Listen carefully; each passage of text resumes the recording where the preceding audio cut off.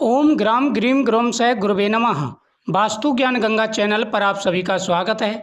गुरुवार के दिन सुहागिन महिलाएं अगर 5 काम करती हैं तो उनके पति पर कभी कोई कष्ट नहीं आता। घर में सुख और समृद्धि आती है और सभी प्रकार की मनोकामनाएं पूरी हो जाती हैं। आइए जानते हैं कौन से वह 5 काम हैं जो सुहागिन महिलाओं को अवश्य करने चाहिए। सावन का महीना भगवान शिव और माता पार्वती की उपासना का सबसे पवित्र समय माना जाता है। इस महीने का प्रत्येक दिन विशेष महत्व रखता है, लेकिन गुरुवार का दिन भगवान विष्णु और देवगुरु बृहस्पति को समर्पित होने के कारण विशेष शुभ माना जाता है।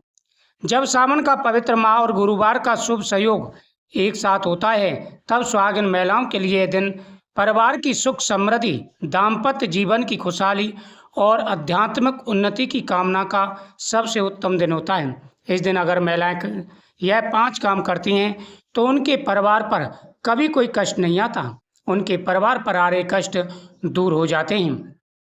गुरुवार के दिन महिलाओं को कुछ बातों का ध्यान भी रखना चाहिए और साथ ही ये 5 काम अवश्य करने चाहिए। सबसे पहले सुबह ब्रह्म मुहूर्त में उठकर स्नान करें और पीले रंग के वस्त्र धारण करें। पूजा स्थान को साफ करके भगवान शिव, माता पार्वती तथा भगवान विष्णु का ध्यान करें। इस दिन सबसे पहले भगवान शिव का अभिषेक करें। भगवान शिव को गंगाजल समर्पित करें।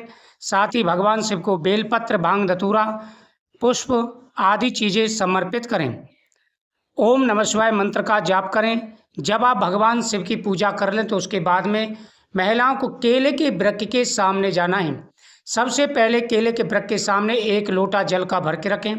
उसमें हल्दी और चने की दाल और गुड़ डालें और साथ ही 1 दीपक केले के वृक्ष के सामने जलाएं।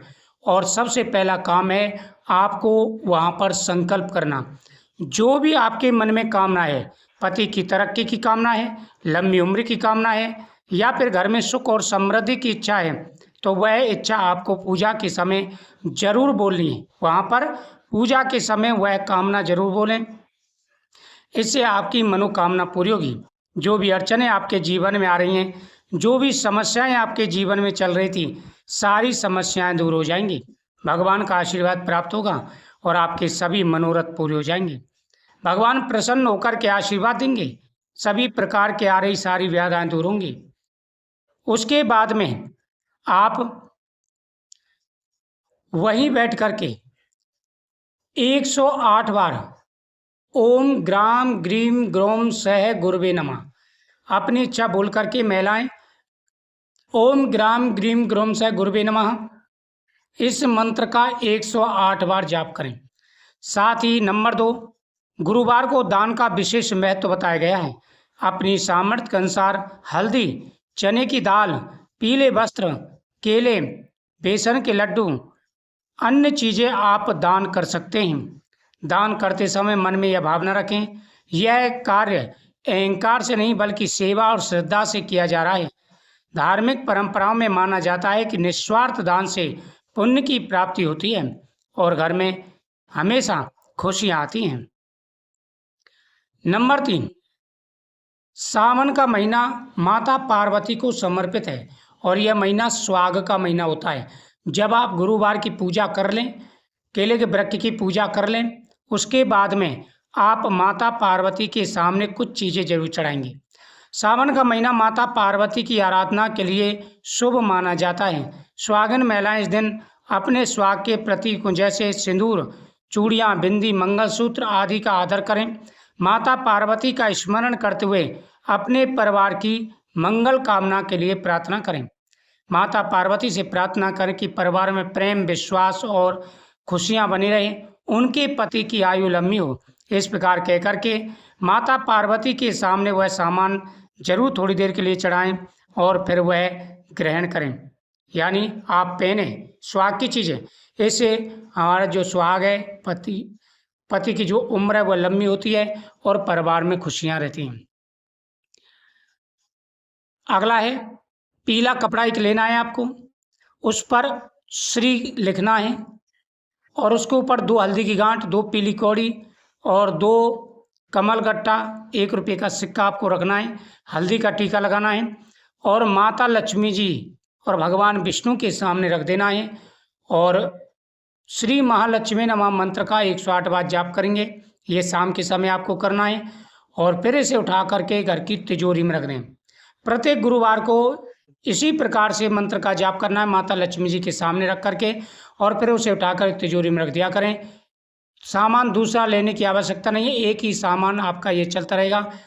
11 या 21 गुरुवार ये उपाय आपको करना है। नंबर 4, गुरुवार के दिन भगवान विष्णु से जुड़े प्रतीकों में जैसे केले के वृक्ष का महत्व माना गया है। यदि आपके घर या मंदिर में केले का वृक्ष उपलब्ध है तो वह श्रद्धापूर्वक आटे का चौमुखी दीपक शाम को जरूर जलाएं। सुबह तो आप पूजा कर ही लें, लेकिन शाम के समय आटे का चौमुखी दीपक आपको जरूर जलाना है।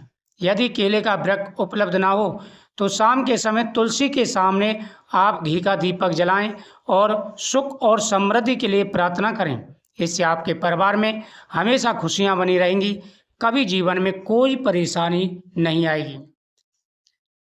खान पीन का विशेष रूप से ध्यान रखें। घर के अंदर तामसिक भोजन नहीं बनना चाहिए। सर्फ साबुन का प्रयोग ना करें, सिर ना धोएं, इन बातों का विशेष रूप से ध्यान रखें।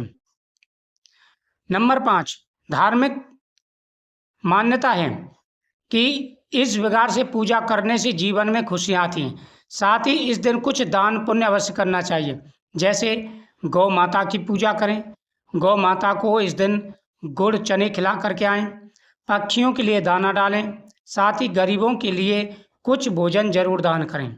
इससे आपके जीवन में खुशियाँ आएंगी, परिवार में सुख और समृद्धि बनी रहेगी और आ रही सारी व्याधाएं परेशानियां दूर होंगी। पूजा श्रद्धा और स्वच्छता के साथ करें। इस दिन किसी का अपमान ना करें, सामर्थ्य के अनुसार दान करें। घर में साफ सफाई का ध्यान रखें और घर के मेन दरवाजे पर शाम के समय एक दीपक जरूर जलाएं। इस प्रकार से पूजा करने से सभी प्रकार के मनोरथ पूरे हो जाते हैं। सावन हमें केवल पूजा पाठ नहीं बल्कि स्वयं सेवा, करुणा और परिवार के प्रति जिम्मेदारी का भी संदेश देता है। जब घर में प्रेम, सम्मान और सहयोग का वातावरण होता है तब वही वास्तविक समृद्धि होती है। धार्मिक आस्था के अनुसार भगवान शिव और माता पार्वती की कृपा से जीवन में धैर्य, विवेक और सकारात्मक ऊर्जा का जो अभाव होता है वह दूर होता है। हमेशा परिवार में खुशियां बनी रहती हैं, सुख और समृद्धि आती है और भरपूर धन आना शुरू हो जाता है। सावन के गुरुवार का दिन सुहागिन महिलाओं के लिए विशेष श्रद्धा और भक्ति का अवसर है। इस दिन भगवान शिव, माता पार्वती और भगवान विष्णु की और माता लक्ष्मी की पूजा करने से, दीपदान करने से और मंत्रों का जाप करने से परिवार में हमेशा खुशियां बनी रहती हैं, कभी जीवन में कोई परेशानी नहीं आती। तो गुरुवार के दिन ये कार्य जरूर करें, आपकी प्रत्येक मनोकामना पूरी होगी और जो भी अड़चनें जीवन में आ रही हैं, समस्याएं जीवन में आ रही हैं, सारी समस्याएं दूर होंगी। भगवान प्रसन्न होकर के आशीर्वाद देंगे।